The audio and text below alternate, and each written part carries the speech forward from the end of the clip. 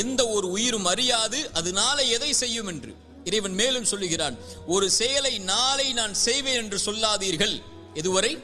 இறைவன் நாடினாலே அன்றி என்ற வார்த்தையை சேர்க்காமல் என்ன சொல்ல வருகிறான்? எதிர்காலத்தை பற்றிய எல்லா கல்வியும் இறைவன் ஒருவனிடத்தில் தான் இருக்கிறது. இறைத்தூதர் ஸல்லல்லாஹு அலைஹி வஸல்லம் சொன்னார்கள், இந்த வானங்கள் பூமிகளை இறைவன் படைப்பதற்கு முன்னதாக 50,000 ஆண்டுகளுக்கு முன்னதாகவே மனிதர்களின் விதியை இறைவன் எழுதிவிட்டான். எவ்வளவு நாள் இவன் வாழ்வான், எவ்வளவு நாளில் மரணிப்பான், எதை பெறுவான், எதை இழப்பான், இவனுடைய வாழ்வாதாரம் என்ன, இவனுடைய சொத்து என்ன, இவனுடைய நஷ்டம் என்ன, இவனுடைய உறவு என்ன, இவன் பிரிவது என்ன, எல்லாம் எழுதப்பட்டு விட்டது. வானங்கள் பூமி படைப்பதற்கு 50,000 ஆண்டுகளுக்கு முன்னதாகவே தாயுடைய கருவறையில் அவன் இருக்கும் போதே மீண்டும் அதை உறுதிப்படுத்தினான். இறைத்தூதர் ஸல்லல்லாஹு அலைஹி வஸல்லம் சொன்னார்கள், நல்லா கேட்டுக்கோங்க, உள்ளத்தை தட்டி இந்த ஹதீஸ் அந்த உள்ளத்துக்கு சொல்லிக் கொடுங்க.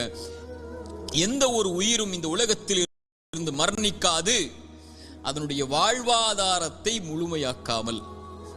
சுப்ஹானல்லாஹ், மீண்டும் சொல்கிறேன், எந்த ஒரு உயிரும் இந்த உலகத்தில் இருந்து மரணிக்காது அதனுடைய வாழ்வாதாரத்தை முழுமையாக்காமல். இவன் எதை பெறுவான், எதை இழப்பான், இவனுடைய சொத்து என்ன, இவனுடைய செல்வம் என்ன. ஒரு மனிதன் தன்னுடைய கடைசி சொட்டு தண்ணீரை அருந்தும் வரை, ஒரு மனிதன் தன்னுடைய சுவாச காற்றின் கடைசி மூச்சை இறைவன் எழுதியதின்படி சுவாசிக்கும் வரை மரணம் வராது. ஏன் பயப்படுகிறாய் எதிர்காலத்தை பற்றி? இது எழுதப்பட்டு விட்டது உன்னுடைய வாழ்வாதாரம். எதை பெறுவாய் என்று, எதை இழப்பாய் என்று. நீ செய்ய வேண்டியதெல்லாம் அதை நோக்கி நகர வேண்டியது மட்டும்தான். சோகம் வந்துவிட்டால், கவலை வந்துவிட்டால், இழப்பு வந்துவிட்டால், பிரிவு வந்துவிட்டால், இருட்டு அறையில் உட்கார்ந்து கொண்டு கண்ணீர் வடிப்பதை விட கிளம்பி செல் வெளிச்சத்தை நோக்கி.